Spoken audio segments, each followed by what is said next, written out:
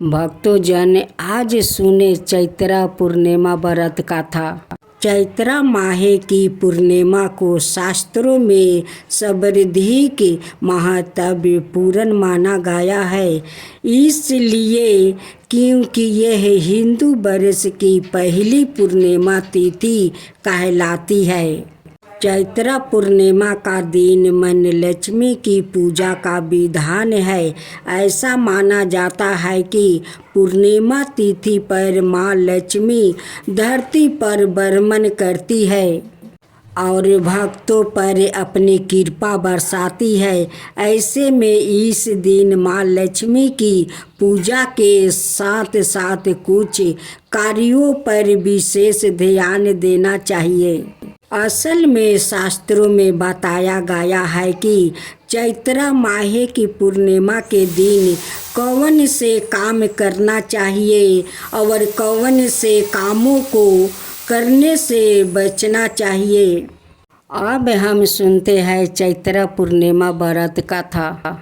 पौराणिक कथा के अनुसार नर्मदा नदी के तट पर सुव्रत नाम का एक विद्वान ब्राह्मण रहता था। वो बहुत लालची थे। उसका उद्देश्य था कि किसी भी तरह से पैसा कमाना था और ऐसा करने से वो समय से पहले बूढ़ा देखने लगा और उसे तरह तरह की बीमारियां होने लगी।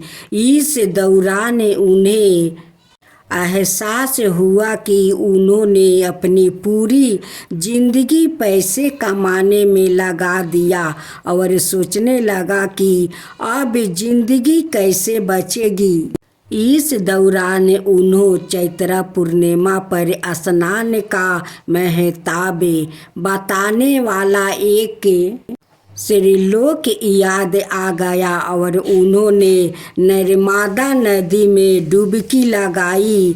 लगभग 9 दिनों तक स्नान करने के बाद विद्वान ब्राह्मण का स्वास्थ्य बिगड़ गया और मृत्यु का समय आ गया।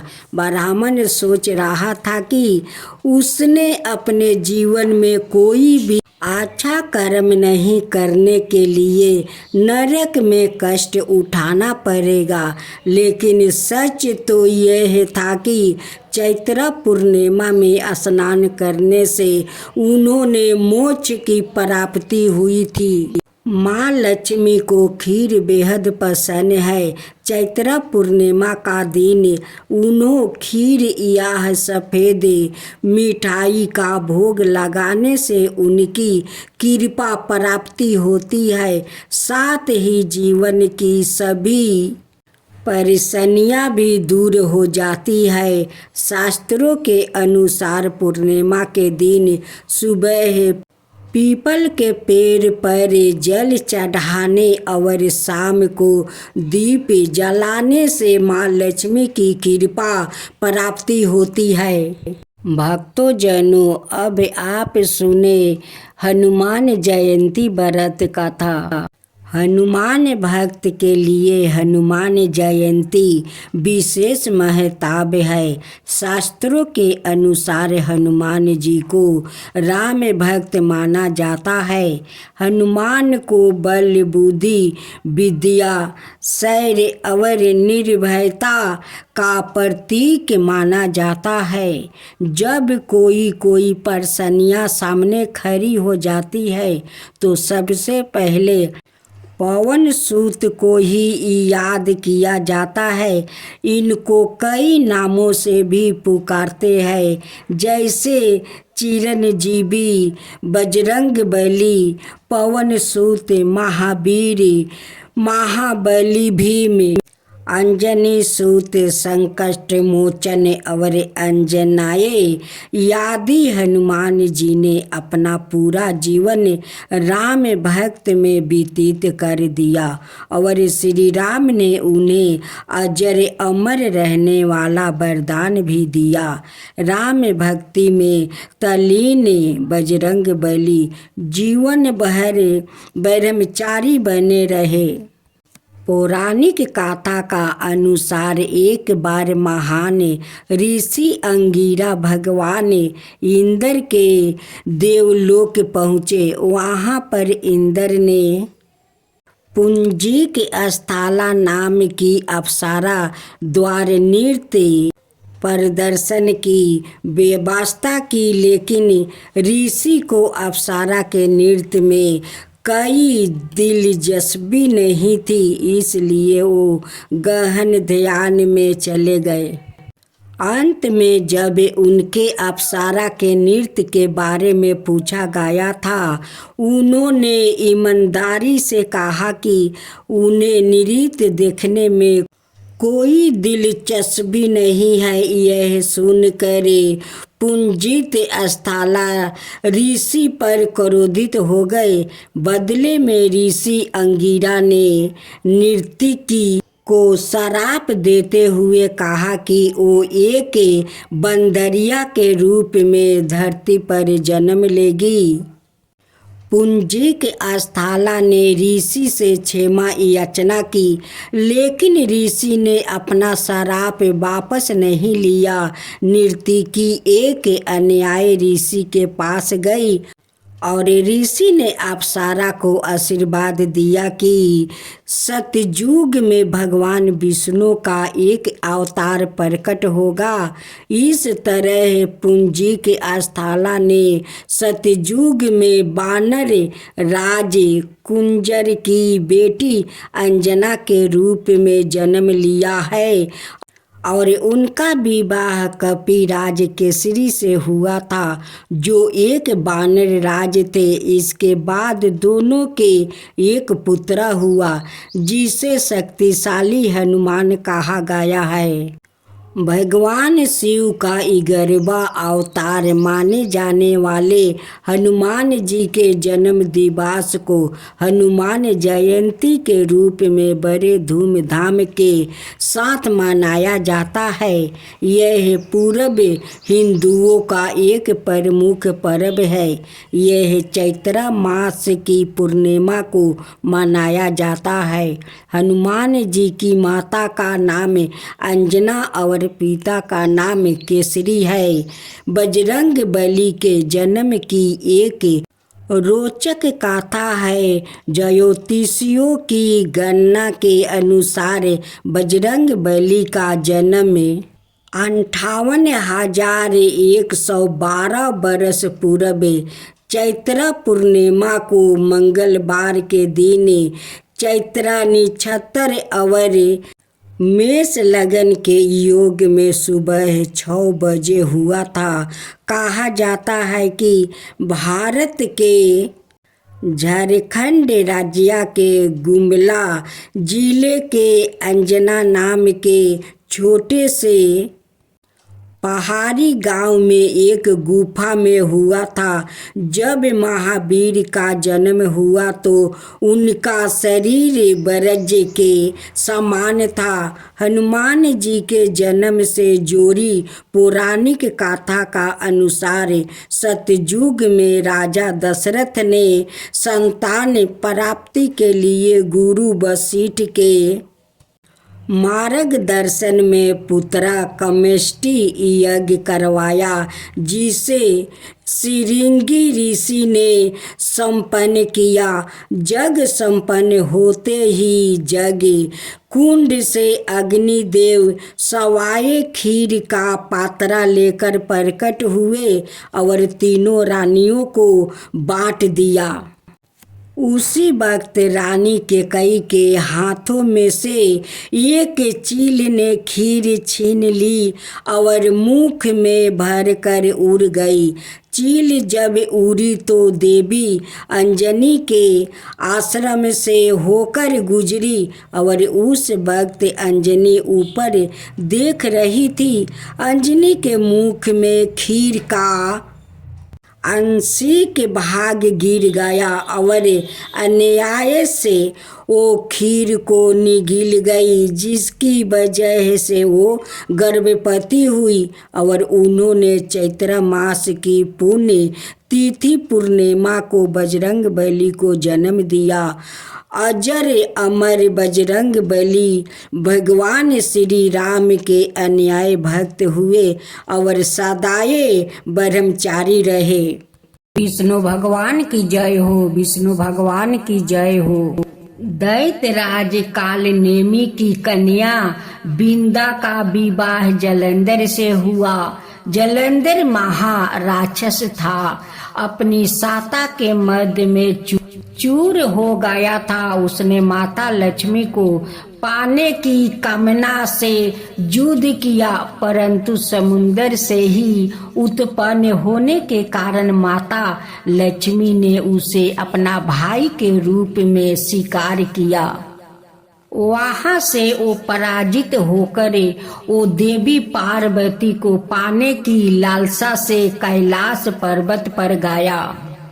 भगवान देव शिव का ही रूप धारण कर माता पार्वती के समीप गया, परंतु माँ ने अपने योग बल से उसे तुरंत पहचान लिया और वहां से अंतर्ध्यान हो गई। देवी पार्वती ने क्रोध होकर सारा वृत्तांत भगवान विष्णु को सुनाई। जलंधर की पत्नी बिंदा अत्यंत पतिव्रता स्त्री थी। उसी के पतिव्रता धर्म की शक्ति से जलंधर ना तो मारा जाता था और ना ही पराजित होता था। इसलिए जलंधर का नाश करने के लिए बिंदा का पतिव्रता धर्म को भंग करना बहुत आवश्यक था। इसी कारण भगवान विष्णु ऋषि का भेष धारण कर वन में जा पहुँचे, जहाँ बिंदा अकेली बर्मन कर रही थी। भगवान के साथ 2 मायावीर राक्षस भी थे, जिन्हें देखकर बिंदा भयभीत हो गई। ऋषि ने बिंदा के सामने पल में दोनों को भस्म कर दिया। उनकी शक्ति देखकर बिंदा ने कैलाश पर्वत पर महादेव के साथ युद्ध कर रही थी। अपने पति जलंधर का बारे में पूछा। ऋषि ने अपने माया जाल से 2 बांदर प्रकट किया। एक बांदर के हाथ में जलंधर का सिर था और दूसरे के हाथ में धड़ था। अपने पति की यह दशा देखकर बिंदा मूर्छित होकर गिर पड़ी। होश में आने पर उन्होंने ऋषि रूपी भगवान से विनती की कि वो उसके पति को जीवित करे।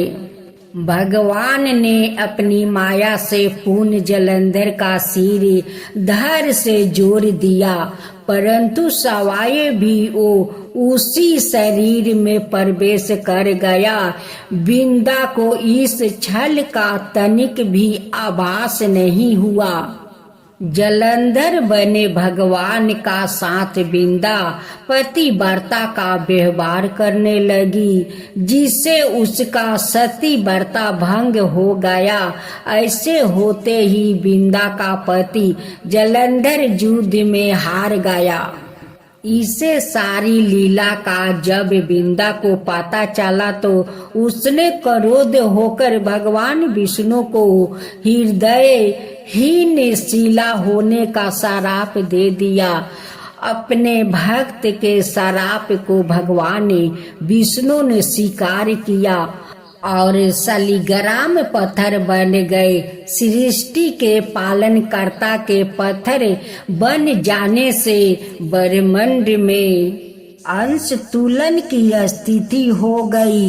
यह देख कर सभी देवी देवताओं ने बिंदा से प्रार्थना किया कि ओ भगवान विष्णु को श्राप से मुक्त कर दे।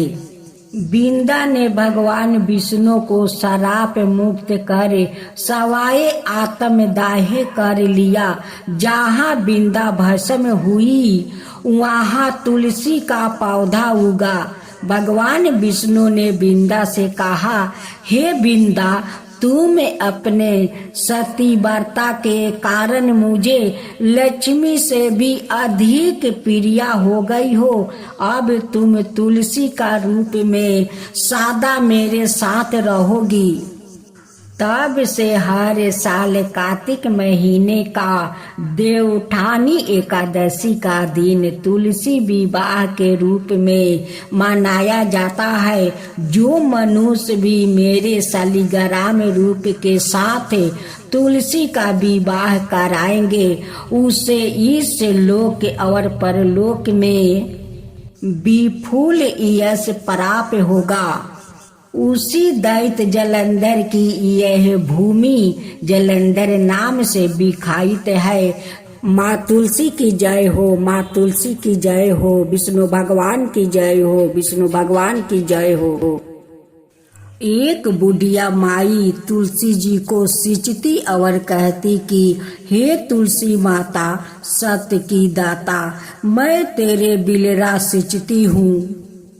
मुझे बहू दे, पीतम्बर की धोती दे, मीठा मीठा घास दे, बैकुंठ में बास दे, चटक की चाल दे, पटक की मौत दे, चंदन की काठ दे, रानी सा राज दे, दाल भात का भोजन दे, 11 की मौत दे, कृष्णा जी का कंधा दे। तब तुलसी माता यह सुन कर सूखने लगी। तो भगवान ने पूछा कि हे तुलसी, तुम क्यों सूख रही हो? तुलसी माता ने कहा कि एक बुढ़िया रोज आती है और यही बात कह जाती है, मैं सब बातें तो पूरा कर दूंगी, लेकिन कृष्णा का कंधा कहाँ से लाऊंगी? तो भगवान बोले, जब वो मरेगी तो मैं अपने आप कंधा दे दूंगा। तू बुढ़िया माई से कह देना। जब बुढ़िया माई मर गई सब लोग आ गए। जब माई को ले जाने लगे तो वो किसी से ना उठी। तब भगवान एक 12 बरस के बालक का रूप धारण करके आए। बालक ने कहा, मैं कान में एक बात कहूँगा तो बुढ़िया माई उठ जाएगी।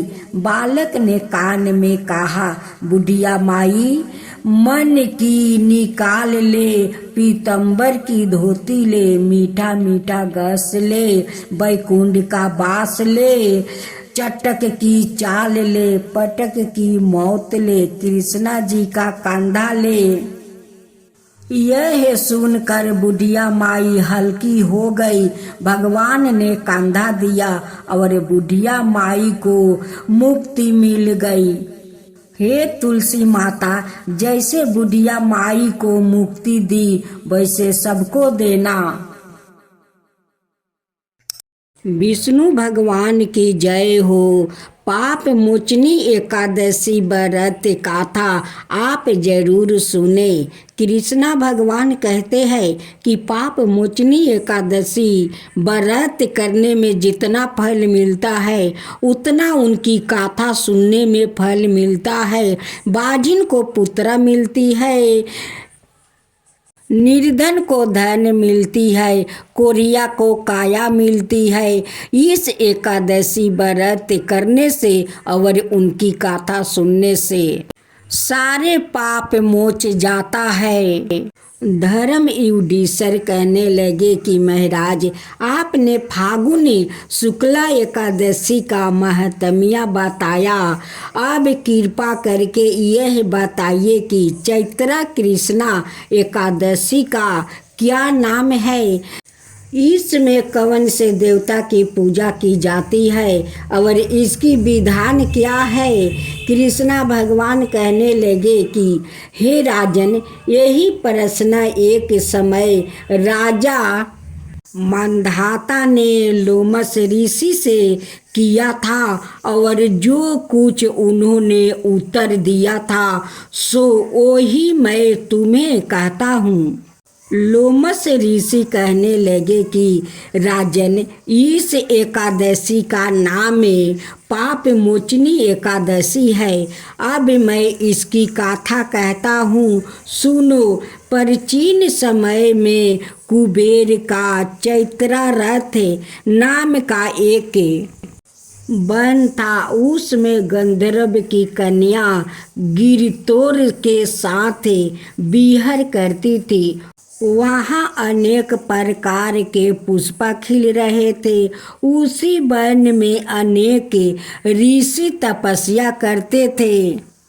सवाए इंद्रा भी चैत्रा और बैसाख मास में देवताओं सहित वहाँ आकर कीड़ा किया करते थे।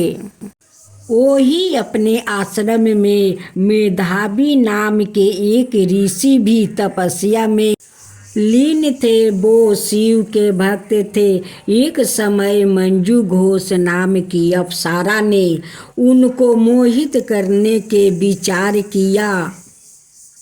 ओ ऋषि के भय के मारे समीप नहीं गई, वरन दूर बैठ कर बीना पर मधुर गीत गाने लगी। उस समय कामदेव भी मेधावी ऋषि को जीतने की चेष्टा की। उन्होंने उस सुंदर अप्सरा के भू को, धनुष कटाक्ष को, डोरी से नेत्रों को, धनुष की लचक कुंचों को कुरी बनाकर मंजू घोष को सेनापति बनाया। उस समय मेधावी ऋषि भी युवा और हष्ट पुष्ट थे, साथ ही योग पवित्र और दंड धारण किए हुए ब्रह्म तेज से युक्त थे। मंजू घोष ऐसे सुंदर ऋषियों को देखकर उनकी सुंदरता पर मधुर हो गई और अपने गीत, चूड़ियों और नेपुरों की झनकार और नृत्य काला द्वार हाव भाव दिखाकर मुनियों को रिझाने लगी। पर्याप्त समय तक यह कर्म चलता रहा और अंत में कामदेव ने ऋषि को पराजित कर दिया। फल स्वरूप ऋषि मंजू घोष के साथ रमन करने लगे और काम के इतने वशीभूति हो गए कि उन्होंने दिन और रात्रि का कुछ भी विचार नहीं रहा। इस प्रकार बहुत समय बीत गया। तब एक दिन मंजू घोष कहने लगी, ऋषि जी, बहुत दिन बीत गए, अब मुझे स्वर्ग जाने की आज्ञा दीजिए। मुनि ने कहा, आज इसी संध्या को तो आई हो, प्रातः काल होने पर चली जाना। मुनि के ऐसे वचन सुनकर अप्सरा कुछ समय तक और रुकी। अंत में उसने पुण्य मुनि से विदा मांगी तो मुनि कहने लगे कि अभी तो आधी रात ही हुई है। अप्सरा ने कहा कि महाराज, आपकी रात तो बहुत लंबी है, इसका क्या परिमाण है? मुझे यहाँ पर आए कई बरस बीत गए हैं। उस अप्सरा की यह बात सुनकर मुनि को समय का ज्ञान हुआ तो विचार करने लगे कि इस अप्सरा के साथ रमन करते हुए हमको 57 बरस 9 महीने 3 दिन बीत गए। तब वो उनको काल के समान प्रतीत हुई। अत्यंत क्रोधित होने पर मुनि की आँखों से ज्वाला उत्पन्न होने लगी। वो कहने लगे कि मेरी कठिन परिश्रम से एकत्र की गई तपस्या को तूने नष्ट कर दिया है। तू महापापनी है। और दुर्चारणी है, तुझे धिद करता हूँ, तूने मेरे साथ घात किया है, इसलिए तू मेरे शराप से पिचासिन हो जा। मुनि के शराप से मंजू घोष से अत्याचन पिचासिन हो गई और भयभीत होकर मुनि से प्रार्थना करने लगी कि महाराज, इस शराप का किस प्रकार निवारण होगा। अप्सरा के ऐसे दीन वचन सुनकर मुनि बोले, हे दुष्ट, यद्यपि तूने मेरा बहुत अनष्ट किया है, परंतु फिर से भी मैंने तुझे शराप से छूटने का उपाय बतलाता हूँ। चैत्र मास के कृष्णा पक्ष की एकादशी का नाम पाप मोचनी है और यह सब प्रकार के पापों का नाश करने वाली है। उसका व्रत करने से पिशाच योनि से मुक्त हो जाएगी।